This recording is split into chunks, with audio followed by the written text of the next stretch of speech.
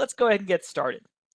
As I mentioned, my name is Kevin Hancock, Director of Solutions here at Exostar, and thanks for joining me and David today for how to document and maintain NIST and CMMC policies. So in today's session, David's going to demonstrate Exostar's Policy Pro application. Just wanted to let you know there is a free trial for Policy Pro that you can go ahead and sign up for. It only takes about 2 minutes, and I'm going to do a short presentation about kind of where we are in the CMMC rulemaking process. If you'd like to go to the URL that you see below and try it out and follow David along as he demonstrates it, feel free. If not, you can just edit at your convenience. You can go at any time and sign up for a free trial of Policy Pro at the URL below or on Exostar's website itself as well.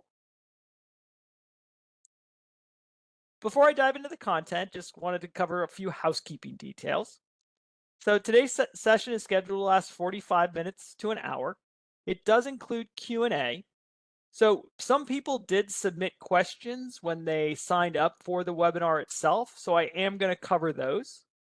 But you can also submit questions via the chat feature. One of my colleagues is on the line, and while David's presenting, I'll be on the chat as well to answer those questions as they come in. If for some reason we do have an outage during today's session, you can just wait a minute and try to refresh the page. You can also use that link that you received via email to get back into the session at any time. This webinar is being recorded. It'll be available on demand via the Exostar resource library. That can be found at www.exostar.com/resources anytime after today's event. You'll also receive a link to the recording in an email follow-up after today's session. If at any time you'd like to speak with one of our industry experts, you want to get a copy of the slide deck, and in that follow-up email, you should also receive a copy of the slide deck. But if you don't and you want one, you can reach out to us at cmmc-team@exostar.com. You can also go to our website, www.exostar.com. There's a chat feature there on every page, and we'll be more than happy to answer your questions, get you the information you need, etc., via that channel as well. So as I mentioned, I'm joined by David Rowe of ISMS Solutions. David, you want to take a minute and introduce yourself? Thanks, Kevin. Hi, everyone. Happy to be here. My name is David Rowe. I'm the business developer here at ISMS, and we'll be walking through a demo of the platform together. So thanks for having me on, Kevin. Thank you, David. So just to kind of give you an update of where we are on CMMC rulemaking. So hopefully, as most of you know, the rule was published in the Federal Registry on December 26th of 2023. This kicked off a public comment period that closed on February 26th of 2024. During those 60 days, over 3,000 public comments came in about the rule.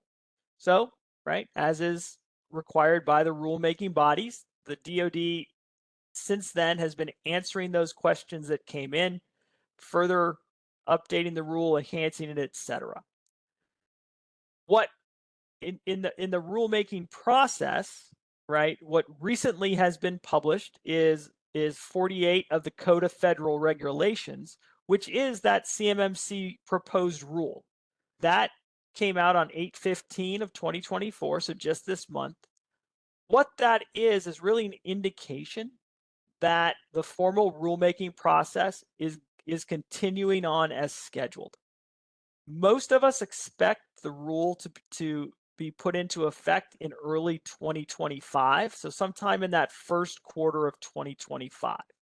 That's when you'll start to see CMMC language appear in DFARS, right? Department of Federal Defense Federal Acquisition Regulation, sorry. The D is defense, not department. Defense Federal Acquisition Regulations. You'll start to see those clauses that address CMMC requirements. Now, in reading the rule as it now stands, or how it was published in the Federal Registry, kind of three three things stood out. The first one didn't really stand out. It was just a reaffirmation that what CMMC does, it doesn't really change the requirements, because since about 2013, organizations that receive controlled unclassified information, and that's what this rule is about, organizations that receive controlled unclassified information have been required to adhere to the National Institutes of Standards requirements, that's NIST 800-171, for the safeguarding of that controlled unclassified information. The major difference with CMMC is that we've moved away from the ability of organizations to just self-attest that they do these things, and we're moving to a third-party assessment model. What this means is that once every 3 years, you'll be required to have a third party assess you against those NIST 800-171 controls. Now, there is a small subset of organizations that may still be able to self-attest. We'll cover that in just a minute. But for the most part, if you receive controlled unclassified information, you'll have to have a third party assess how you do against those NIST 800-171 controls. The two other things that that did kind of stand out in the rule is that they did provide definitions of those folks and those organizations that provide services for those of us who utilize third parties and tools to help us meet obligations. One of those is what many of us use as outsourced IT, or individuals who help us meet requirements that most of us think of as managed service providers. These are covered under what are called external service provider. These are organizations or tools that process, store, transmit CUI or security protection data. So, if you've got somebody managing firewalls, or a third party helping you, fulfill a portion of your IT requirements, or a portion of or you outsource some functions from that, right? Those ESPs must also be at the same level of CMMC that you yourself are trying to reach. So, if all you do is commercial off the shelf, and you don't get controlled unclassified information, you may be level 1. So your external service provider would have to be level 1. If you're level 2 or level 3, then your external service provider would have to be at those same levels. The other thing it did was define what a cloud service provider needs to be accredited to. So cloud service providers are those solution providers. Typically, think of these as software as a service providers that you utilize to store, process, or transmit CUI. This may be a storage system. Exostar has a solution like this. It's called Managed Microsoft 365 for CMMC. It's a place to store, process, and transmit controlled unclassified information you may receive. These cloud service providers must be FedRAMP moderate, or they must be FedRAMP moderate equivalent, and they further defined with a memo that came out in February from the Secretary of Defense what they mean by FedRAMP moderate equivalency, right? And defined what that was. So when you're looking at those cloud service providers, those are the things you want to look for in those providers. So just a recap of what CMMC 2.0 is. Now that 2.0, right, doesn't refer to the level 2, though there is one of those. It refers to the revision number. There was a CMMC version 1. Now there's a version 2. So that's why it's called CMMC 2.0. So there are 3 assessment levels. Level 1 are those organizations that do not receive controlled unclassified information as part of a contract. Those organizations, there are 15 requirements, and this requires just that annual self-assessment an annual affirmation that you do adhere to those 15 control requirements. If you do receive controlled unclassified information, that as part of the contract fulfillment, you're going to be at least a level 2, and that's about 35%. That's what those percentages are that you see there. That's the percentage of businesses or organizations in the defense industrial base that the DoD sees as falling in these different categories. So 35%, or actually 37%, will require level 2. The majority of those, 35%, right, are going to require that third-party assessment. Less than 2% will continue to allow a self-assessment, but it will depend on the contract, right? So the contracting officer, when they put out a contract for bid, they'll be the ones that get to decide whether or not this is okay for self-assessment, or you're going to require that third-party assessment. So it's going to be their decision. And then if you receive controlled unclassified information that's considered high, you're going to fall under level 3. That also requires a once every 3-year third-party assessment, but that third party is actually DFARS. DFARS is the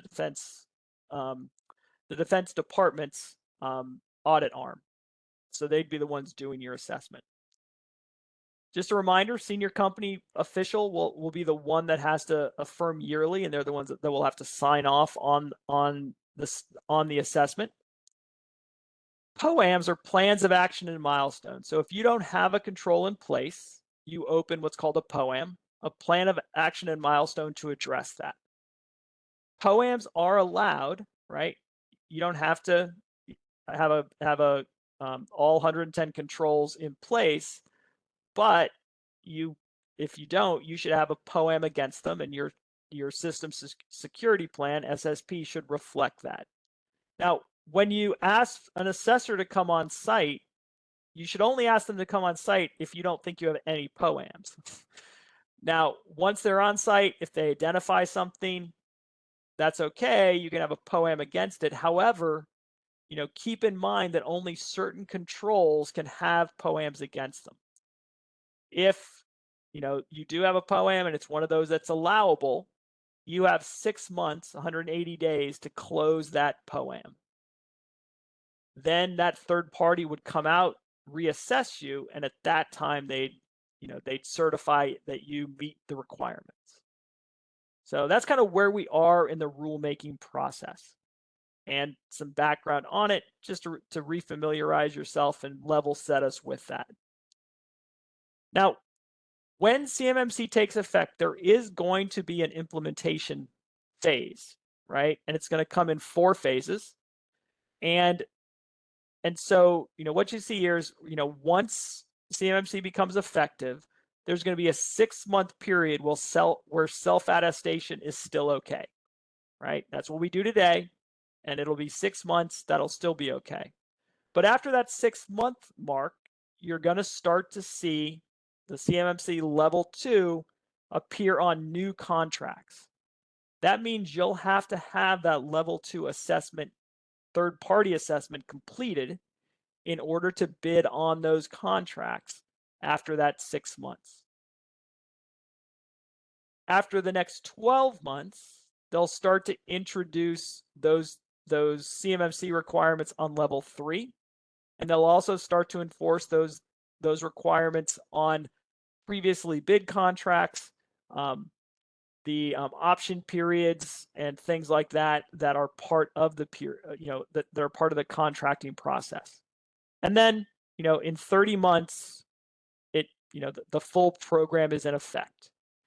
Now, we often get the question about which version of NIST 800-171 should I look at, because in the last year, NIST has released a Rev 3. CMMC specifically calls out Rev 2.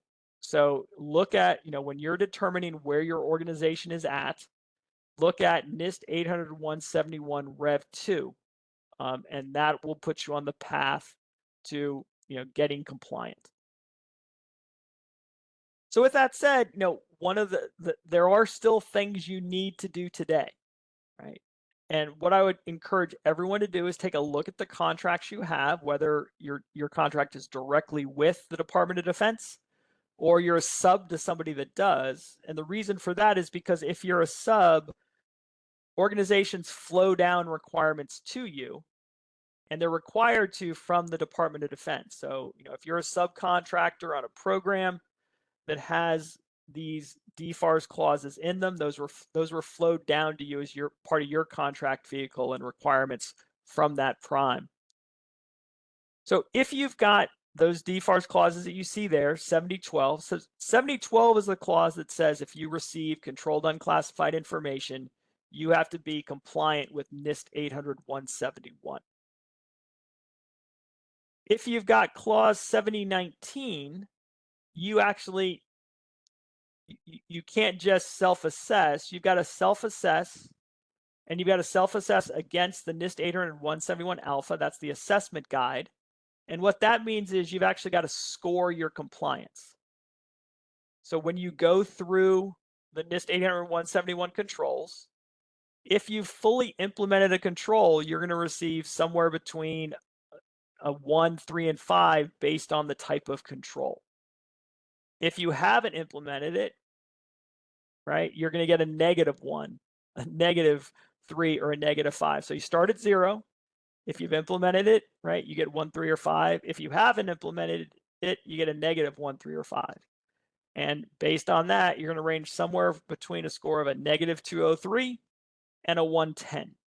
So once, well, I should have said if you've implemented, you get a score of 1 on that, and then you subtract. So that's why you get somewhere from a -203 to a 110. Now, when you get that score, you've got to go into the Supplier Performance Risk System, the SPRS system, and enter that score into your organization. Your organization should have a cage code. If you don't have one, go to the SPRS system, sign up to get one, and then you'll enter your SPR score into that. And the DoD uses that system when they're evaluating contract bids, and that's one of the elements that they consider in that overall supplier performance risk when letting contracts. So this is one element of that score. Now, if you are working a CMMC program or a NIST 800-171 program, you've got some POAMs open, you close those POAMs and your score goes up, you should go into SPRS and update your score because, as I mentioned, that is one of the evaluations that folks use. So even if CMMC isn't in effect today, there are some things based on what kind of contract you have you should be doing. So we're going to start, what this kicks off is, well, how do I get compliant with NIST 800-171? And one of those things to think about is you've got to have policies and procedures in place for the 14 control families and the 110 controls. And one tool that can help you do that is the Policy Pro platform that David's going to demonstrate in just a minute. What this allows you to do is either take existing policies that you have and run those through the AI engine that Policy Pro provides. You'll get a numeric score based on, a number of elements, word count, keywords, etc. And you'll get key indicators that are things that you should improve to improve the score of that overall policy. If you don't have written policies, it's also got templates there that you can then work with. So you can, edit that template, fill in where, in those areas where what your organization specifically does around those particular controls to enforce that particular policy. You can't just cut and paste. You've got to also edit it, and then you can run that through the AI engine and get that same kind of score, updates, etc. And you can keep this up to date right? Because as these things change, Policy Pro is a platform, an application that is offered as a SaaS service. So as NIST 800-171 evolves, as CMMC evolves, Policy Pro will evolve with that. We did that when Rev 1 was originally discussed. We moved to Rev 2, and we'll do the same thing when NIST 800 Rev 3 comes out, and we've got to update those things as well. So this is that cloud-based platform. You can sign up and start using it today. As I mentioned before, you can sign up for a free trial, try it out, see if it fits your needs, and then continue to use it. So with that, I'll turn it over to David to do the demonstration of it. Take it away, David. Thank you, Kevin.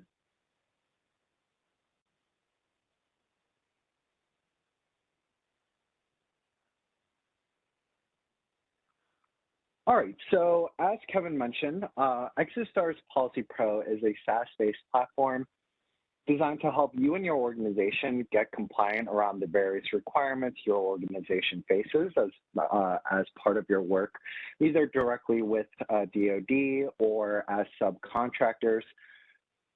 As Kevin mentioned, there are some requirements that you need to do and be compliant with today. So if you do have those DFARS 7019 clauses within your contracts, that means you must have policies and procedures associated with the NIST 800-171. And those practices and policies also are mapped to the CMMC 2.0 as well. So we'll walk through those in just a second here.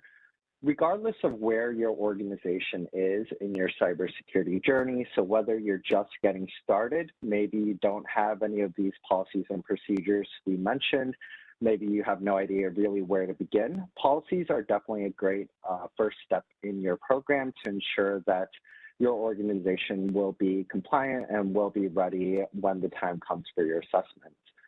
Also, maybe your organization is further along, maybe you already have all of your existing policies in place.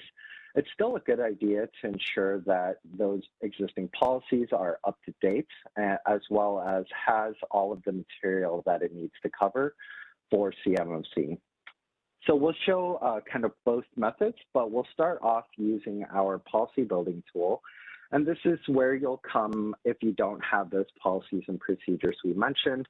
The first time through on the platform, you'll receive this pop-up here, which is a brief explanation of what policies are, as well as some of the other documents your organization should either already have or will need to create as part of your process in getting ready. For example, it could include things like your gap assessment, risk register, your POAM, which is that plan of action and milestones, as well as your SSP, your system security plan. If you don't have those documents, we do provide some basic templates to those documents, although I would recommend taking a look at our companion product, which Kevin will talk about after this demo, called Certification Assistant. It'll help you with those documents as well as some other features and functionalities. So once you've taken a look at that, you'll then come to this Prepare, Gather, and Consult page. This is everything you'll need to prepare prior to even getting started with the document themselves. For today's demo, we'll be walking through an example of CMMC version 2, level 2. And so this is everything you'll need to prepare. For example, it could include things like gathering your organization's documents, records, procedures related to these various access control topics. Additionally, who you might want to consult with, whether they are internal or external stakeholders. For example, it could include people like your network administrator, head of IT or CISO, and then any sort of outside contractor if applicable. So those would be your MSPs, your MSSPs, IT consultants. Basically, the new terminology for them is the ESP or external service providers. Once you have all of that prepared, you'll then go ahead and click this Get Ready Started button, and that's going to take you to our policy template. All of our policy templates are broken out into a couple of different sections. We've got the header here, which includes your organization name, the department or departments this policy falls under, the issue date for when you finalize the policy, approved by, and the tracking number. The tracking number can be used in a number of ways. However, most people use it to keep track of the version number of the policy. So as you work on updates and revisions, whether a process or policy in your organization has changed, or maybe the standard itself has changed, you want to make sure to keep the policies up to date as well. The other sections include the purpose, the scope, and the individual practices. Before I move on to the practices, which is where the bulk of your work is going to be done here in the policy building section, we do also have templates to the NFO and NCO controls as well. They're right above the practices, and so you can get access to those if you need templates for the NFO and NCO controls. For the practices, we do break out each practice individually. So for level 2, we do have 110 practices that your organization needs to be compliant with that are associated with the 14 control families. A couple of key pieces of information here on this page. One you can see right here is the practice ID number, which in this case is access control 3.1.1. Next to that is the practice ID description, limiting information system access to authorized users. And then underneath that is going to be the guidelines. The guidelines will help you understand exactly what sort of information is typically included within that practice section, as well as kind of in plain English explain exactly what that particular practice is about. Once you're ready to begin, you can click on this pencil icon here located on the right-hand side, and that's going to bring up the pop-up and the template for 3.1.1. We can see a couple things here. We can see that this policy is going to be about our organization's account creation, work from home, and bring your own device policy. A couple notes as you're working through these policy templates. One, ensure you're reading through the entirety of the template. What's reflected here in the policy should reflect what your organization has implemented or what your organization plans to implement based off your policies. Additionally, there's a couple sections that you want to pay particular attention to in order to customize it and fit what your organization has implemented. And we'll walk through an example here together. So here in the first paragraph, it says all account creations will be submitted by the requesting department manager to the IT support email address for completion using the account request ticketing system or other process. So there in the brackets, depending on if you are utilizing a ticketing system or if not, whatever other process it is you're utilizing to handle those requests for account creations, that's what you want to make sure to fill in there. So if it isn't a ticketing system, then maybe you're doing it through email or some other process in place for your organization. Another example is here in the second bullet where it says systems administrators and members of the IT support team shall respond and act accordingly to requests within a timely fashion, offering at least a blank hour turnaround for account creation.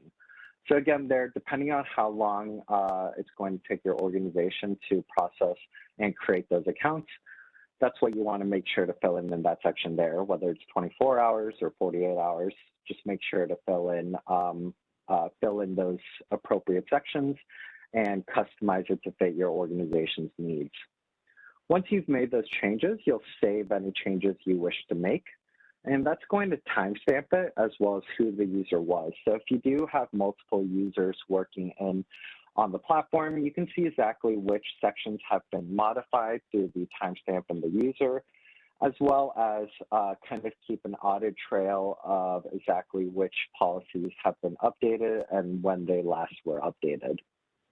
Once you've gone through that process, modifying each section here, you'll then click on this export button located on the bottom right-hand corner. And that's going to do a couple things. It's going to combine all of the sections I mentioned previously, so the header, the purpose, the scope, and those individual practices into a single access control policy document that's then going to be saved to your local hard drive as a Word document. So you'll have a copy of this policy, so it's not just going to be on our platform, And so you'll be able to have a copy of that. And it's also an important step prior to moving on to the next feature of the platform. Moving on to policy assessment, this is that AI component that Kevin mentioned earlier. This is where you're going to be able to assess and analyze your policies in order to ensure that you're covering everything a policy needs to cover. Whether it's access control or awareness and training, you'll be able to upload those policies here and get an assessment. Additionally, you'll, as I mentioned earlier on in the demo, maybe your organization already have these existing policies. So let's say you already have an access control policy. You don't have to do that step we just talked about earlier with the policy building. You don't have to build a policy from scratch just to analyze your document. So we'll go ahead and upload a document here together. And as long as your document are in these accepted formats, so doc, docx, or PDFs, you're going to be able to assess those documents. So we'll submit this policy here, and pretty quickly you'll receive some different metrics and assessments surrounding that document you've uploaded. What you want to do next is click on this detailed scorecard here to view missing key phrases. That's going to bring up this pop-up, and we can see that this particular policy, the overall assessment is that it appears relevant in size, scope, and organizational customization. The overall assessment is comprised of 3 different key metrics. We've got the relevance, which is how many key terms or phrases are included in your policy. The higher that is, the higher the relevance and therefore overall assessment is going to be. The model similarity compares the policy you've uploaded to our model documents.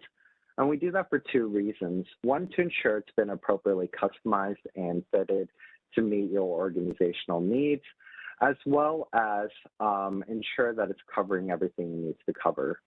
Finally, the word count, while it doesn't directly impact the overall assessment and the overall scoring, it does ensure that we can accurately analyze and assess your documentation. So if you see that word count as too short, chances are the overall assessment and overall score might not necessarily be an accurate reflection of how your policies are doing. You can either increase the length if it makes sense to do so. Otherwise, just note that the assessment and the overall score might not be an accurate reflection. And we'll talk further on about other assessment metrics we provide you that can give you an accurate picture of your documentation. In terms of the overall score, here you can see the document I've uploaded is a 70.7%. This is not like an academic score, meaning 90% as an A, 80% as a B, etc. Our overall scoring is actually a relevant scoring system, meaning anything above a 50% shows a relevant document. If your document scores below 50%, you know you have a lot of work to do, and that it's not a very relevant policy to meet the access control requirements under CMMC. If it's above 50%, we'll talk further on in the demo about how you can utilize the overall score along with the other metrics to get an overview of how your policies have done. So that's kind of the high-level overview of your assessment, but we also provide some granular feedback as well, and this is what you'll use in order to ensure that you're covering everything a policy needs to cover. So starting with the, we have 2 different types of phrases and terms that we look for, and we do that through our key elements not included, or KENI for short. We have 2 different types, the control KENI as well as the general policy KENI terms. The first example here, CUI non-public information, that is that key term or phrase that's missing that I should be looking to include in my next revision, my next update, to ensure that I'm covering everything an access control policy needs to cover. Underneath that, we actually provide you the practice that it's associated with. In this case, it's tied to 3.1.22, which is about controlling information posted or processed on publicly accessible information systems. Underneath that is the discussion, and the discussion comes directly from the standard itself, so from CMMC, from the NIST 800-171 Rev 2, and ensuring that you don't have to go kind of back and forth between the standard and the requirement and this particular control kennedy to see exactly what that particular practice is about. The documents for examination are going to be other sorts of documents, records, or materials that you can utilize as you're working through that control kennedy to help you address it within your policy. For example, it could include things like a security plan or list of users authorized to post publicly accessible content. Again, any sort of documents that can help address it.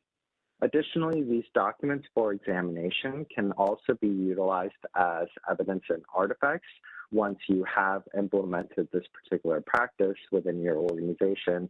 You can use these various documents for examination as part of your evidence and artifacts. FIPS here is a particular example of a control kennedy that's tied to multiple controls. So in the case of FIPS or any other controls that are tied to multiple controls, you want to make sure to address it in each control that it's referenced under. So for this particular case, it's tied to 3.1.13 as well as 3.1.17. So make sure to address it in each practice here. The general policy kennedy terms are very similar in the sense that there are also key terms and phrases that are missing in my policy that I should be looking to include. However, you'll notice there's no collapse all, expand all button here. And the reason for that is there's no specific practice that these terms are tied to. These are more generic to the policy domain, in this case, an access control policy. You can also export these results into a PDF document if you want to save it to your local hard drive, or if you want to share it with others in your organization who don't have access to the platform. One last feature I want to talk about in policy assessment here is this management approval button. So I'll go ahead and click this management approved here, and we can discuss it further in the dashboard. The dashboard is where you'll come to see all your progress and work throughout the platform, whether you're creating policies using our policy builder tool and creating and customizing those templates, or you're uploading policies into policy assessment. All of that work is going to be reflected here in the dashboard. Additionally, you'll notice here in the green check mark, the most recently management approved policy, as well as who the user was and when they approved that particular policy. So one of the requirements is that senior officials in your organization approve of all your policies. And so this is a good way to ensure that that particular action has taken place. And you can use this as part of your evidence and artifacts, ensuring that you have done that particular step within your organization. The ones in the blue are any previously management approved policies, and so you can really get a sense and keep track whether you're doing an internal or external audit to ensure that your policies are up to date, that everyone in your organization is following the same set of policies, and that, again, senior officials have approved of those particular policies. You'll also notice that we provide all of those assessment metrics here in the dashboard as well, including the kennies as well as the overall score. So the process will be to take a look at those kennies, reduce it down as much as possible. Some of them you might have addressed in a way that our system hasn't picked up, in which case you don't have to rewrite that particular section. You can just simply note it and move on to the rest of the kennies. But as you reduce those kennies down, you'll notice that overall score trending upwards. Again, it doesn't have to be a specific score as long as it's above the 50%. Use the overall score more as an overview, as a guideline in terms of how your policies are trending over time. Lastly, the reference library is where you can come to if you need some additional information or guidance on a particular topic. We help coalesce and gather various resources and links across the web, mostly directly from the NIST Institute themselves on various topics. So if you're having issues, for example, maybe one of your kennies was related to VPNs or maybe mobile devices or firewalls, you can come select the appropriate link here and it'll take you directly to the NIST guidelines on how to address firewalls or VPNs within your policies. So it's a very quick way compared to Googling and try to figuring out the answers that way. Everything in today's demo was done for CMMC version 2 level 2. We also have level 1 available on the platform as well. So if you select that level 1 here on the left-hand navigation, that's going to switch over all of the policies here so you can see these 6 different policy domains. This would be for organizations that don't process, transmit, store CUI. For organizations that don't have those DFARS clauses within your contracts, you'll likely be going for that level 1, and you can start on these level 1 policies. Maybe later on you realized, oh, you do actually have contracts with CUI, or maybe you're deciding to bid on contracts that contain CUI. It's easy to swap to the level 2 later on and begin working on the remaining 14 policy domains that are associated with level 2. So hopefully this has been a helpful demo in terms of how to utilize the tool. It's pretty simplistic to use, but you do want to make sure to get started early. The process of building policies can be a bit time consuming, so you want to make sure to utilize a tool that can help speed up that process, as well as help guide you through any issues, and then also utilizing the policy assessment to ensure that once you've created those policies that you have everything a policy needs to contain, and make sure that you're ready for that CMMC audit. Again, just a friendly reminder, we do have a free trial to Policy Pro, so feel free to check that out. Thank you so much, and I'm going to turn it over to Kevin, and he's going to kind of walk through a couple end items here. Thanks, Kevin. Thank you, David. Let me share out again, everybody.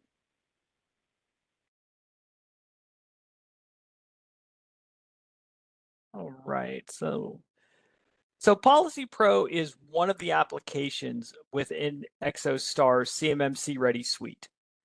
Its companion application, as David mentioned, is Certification Assistant. Certification Assistant is the application that allows you to manage your overall CMMC program. It walks you through the creation of that system security plan, that SSP that you need to provide to that third-party assessment organization.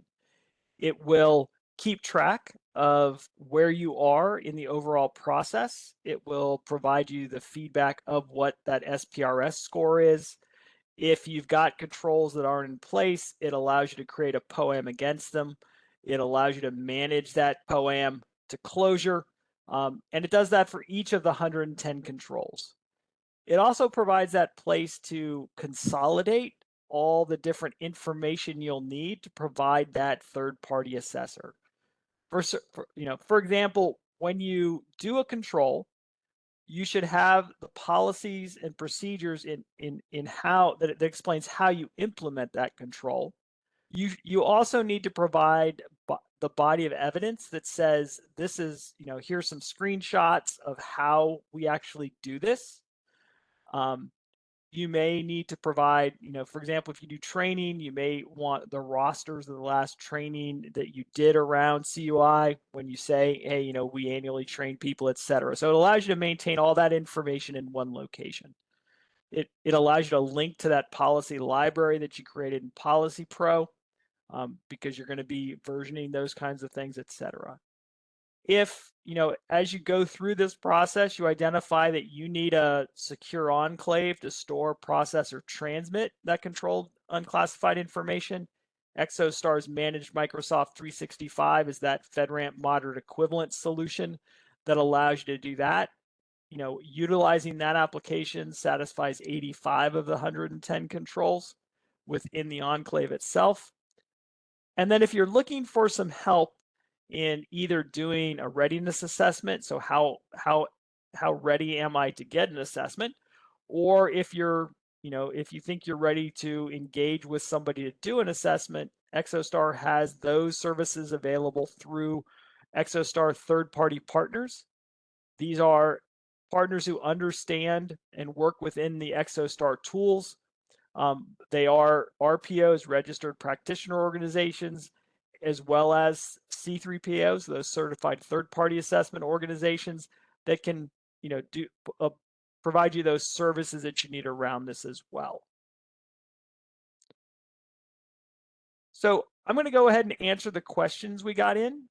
Before I kick off those, I did want to encourage you to fill out the exit poll that I'm going to open here in just a minute now.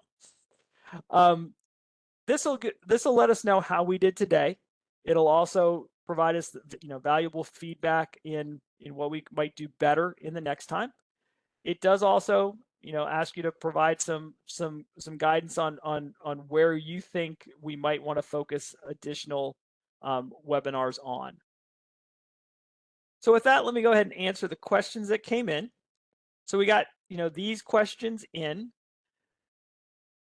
It's, whoops, there's a mistyping between 3 and 4, so I will cover that. So how does a prime contractor ensure subs are compliant with NIST 800-171? And that is one of the requirements. And so, to tell you the truth, most of them ask. Exostar does actually provide applications that allow you to ask those questions, allows you to ask those, kind of where you are. But what many of you probably are seeing from the primes is them asking you explicitly, hey, are you CMMC compliant? If you are, can you let us know what your SPRS score is? And they're required to do that as part of their compliance with these regulations as well. Got the question, can we get monetary support for cybersecurity expenses? So there are programs available to get some offset from different state-run and federal organizations out there. Most states have manufacturing associations that do have these kinds of funds available. I would encourage you to do a Google search on these. These are often run through university programs or state offices. There's also a DoD-sponsored group called Project Spectrum. They are a clearinghouse of resources to help. Now, some of those are paid, but they also can point you into those that can offer assistance as well. Are there any compliance assistance with SP 800-161? I had to look this up because I was not aware of this, but these are the cyber security requirements around your supply chain. And it's, as far as I know, so Exostar does offer solutions in asking your supply chain if they're compliant with overall cybersecurity requirements, or in specifically NIST 800-171. That Exostar has a module as part of its overall platform called the onboarding module, which will send out those forms to gather that information from your supply chain. Many of you may have seen these forms from a prime today and answered those. That's what that is gathering. I don't know of any explicit tools like Certification Assistant or Policy Pro that are explicitly around NIST 800-161. Is level 1 CMMC compliance sufficient to ask a prime if they are sharing CUI? So if you are level 1 and you're bidding on a contract and you're unsure if this contract is going to require you to be level 2, you should certainly ask them. And that is, and you should ask with your contracting officer, hey, this says it's level 2, but is it, will I be receiving controlled unclassified information, or is level 1 okay? They should be able to tell you whether or not level 2 is a requirement. And, that should be explicitly written out in the contract. So number 6, question we get a lot, and I wish I had a better answer than what you're probably already receiving. So what is considered CUI data? And the answer here is it depends. The marking of whether or not something is CUI is the responsibility of the creator of that information. So if you're receiving information from somebody, from the Department of Defense, from a prime contractor, if it's CUI, it should be marked as such. If you have a question about it, you should ask them. And, you know, if they don't know, then you should ask them to clarify. Because, you know, it's if they don't know, it most likely isn't. Now they may reclassify it at a later time. They're required to notify you if they do, and then mark it and give it to you. And so the marking of it is the holder. But like I said, it really depends. The second part of the question: are our internal manufacturing process sheets considered CUI? Most likely they're not CUI. Most likely those are proprietary. Like most organizations have their own internal method of marking things, you know, confidential, proprietary, etc. So, you know, internal manufacturing processes are typically proprietary to that organization. Now, if you link them to a bid and explicitly, you know, somewhere, you know, say that, hey, you know, these processes are used for this part. This part is CUI, and the part is classified. That whole, you know, bill of materials that may then be classified CUI, but by themselves, process sheets wouldn't be. But like I said, they most likely are proprietary and most likely confidential for your organization. So with that concludes our session today. I do want to say we do have some upcoming workshops. We do these, right, 3 weeks of the month. We have a general CMMC webinar. We have a webinar like today focused on our certification assistant application. We have a weekly workshop on our managed Microsoft 365 for CMMC solution. That's tomorrow at 2 o'clock, and it's every week on Thursday at 2 o'clock. If you'd like to attend one of those to see a short presentation and demonstration of that application as well. When you receive the deck, you'll also receive these links to some additional information to help you out in your CMMC journey. So thanks so much for coming today. If you have any questions, feel free to reach out to us via email or just come to our website, www.exostar.com. Be more than happy to answer your questions via chat there as well. So thanks, everybody. Have a great rest of the day.